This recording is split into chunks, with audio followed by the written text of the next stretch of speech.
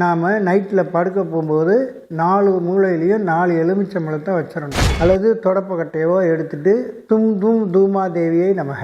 யாராவது செய்வினையாக வீட்டில் வச்சுருந்தாலும் அந்த செய்வினை நம்ம வீட்டை விட்டு தூரத்தில் ஓடி போயிடும்.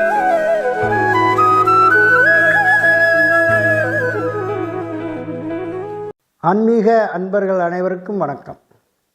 நான் ஏற்கனவே இந்த தீய சக்திகள் வீட்டில் இருந்தால் அதை எப்படி நம்ம வெளியேற்றிக்கிறது அப்படிங்கிறத நீங்களே செய்து கொள்ளக்கூடிய ஒரு எளிய பரிகாரங்களை நிறையா சொல்லியிருக்கிறேன்.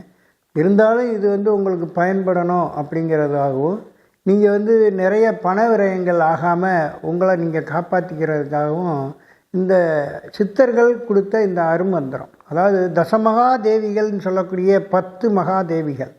இந்த 10 தேவிகளும் 10 விதமான சக்தி. அந்த 10 சக்திகள் தான் ஒன்று சேர்ந்து நம்ம கேள்விப்பட்டிருக்கிறோம் நவராத்திரின்னு சொல்லி.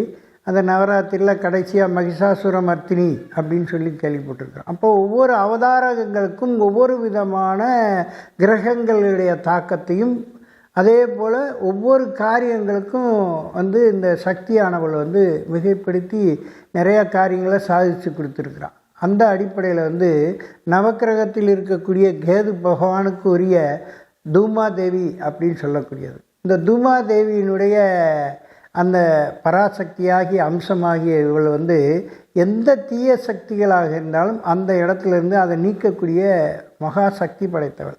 அப்படிப்பட்ட இந்த தூமாதேவியை நம்ம எப்படி வணங்கணும், அதை எப்படி நம்ம அந்த தூமாதேவி பிரயோகம் பண்ணி நம்மளை சுற்றி இருக்கிற வீட்டுகள், நம்ம இடங்கள் என்ன நம்ம பயந்துக்கிட்டு இருக்கிறோமோ அந்த விஷயங்கள்லேருந்து நம்மளை ரிலீஸ் பண்ணுறது எப்படிங்கிறத பற்றி நம்ம பார்க்கலாம். இப்போ பொதுவாக வீட்டில் 4 கார்னர் இருக்கும். அதை 4 கோடின்னு சொல்லுவோம். அந்த 4 கோடியில் எது கடைசியாக இருக்கிற எண்டு, பாத்ரூமாக இருந்தாலும் பரவாயில்ல, கடைசியாக இருக்கிற எண்டில் நாம் ஒரு 4 துண்டு எலுமிச்சம்பழம், அதாவது 2 எலுமிச்சம்பழத்தை 4ஆக நறுக்கி 4 மூலையிலையும் குங்குமத்தை தடவி நாம் நைட்டில் படுக்க போகும்போது 4 மூலையிலையும் 4 எலுமிச்சம்பழத்தை வச்சிடணும்.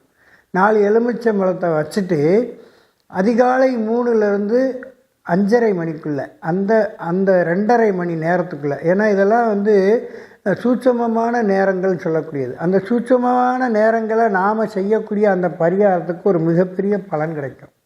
அந்த அடிப்படையில் தான் அந்த 4 மணி, அதாவது 3 மணிலேருந்து 5:30 மணி வரைக்குள் இதை பிரம்ம முகூர்த்தமாகவும் எடுத்துக்கலாம், இந்த சூட்சம நேரங்கள்னு எடுத்துக்கலாம். அதாவது இரவிலிருந்து பகல் விடியக்கூடிய அந்த காலம், அதாவது விடிகிறதுக்கு 1 மணி நேரத்துக்கு முன்னாடி உள்ள காலம். இது இதே அமாவாசை பௌர்ணமியாக இருந்தால் சோடச காலம்னு சொல்லுவோம்.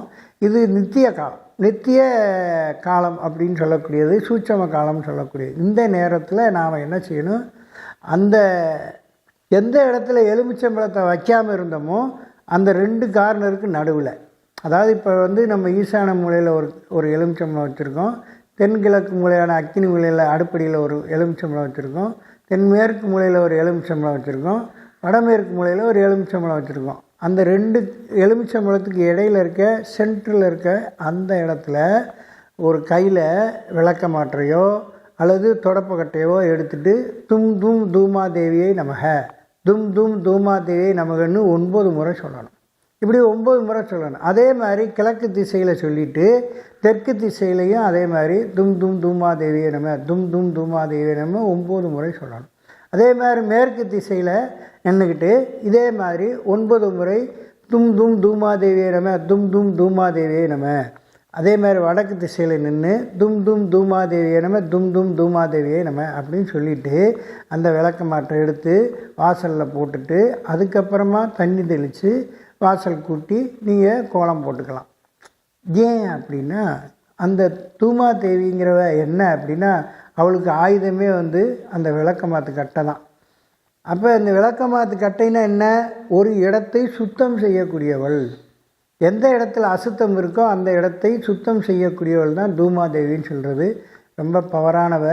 அந்த தூமாதேவிக்கு நிறையா சொல்லியிருக்கிறாங்க. சின்னமஸ்தா தூமாதேவி, இது மாதிரி தசமகாதேவிகளில் பகலாமுகி, திரிபுர பைரவி, திரிபுர சுந்தரி, இது மாதிரி இந்த தசமகாதேவிகளில் 10 பேரில் மிக பவரான ஒரு தூமாதேவி அப்படிங்கிறது அது நவக்கிரகத்தில் இருக்கக்கூடிய கேதுக்குரிய அந்த தேவதை.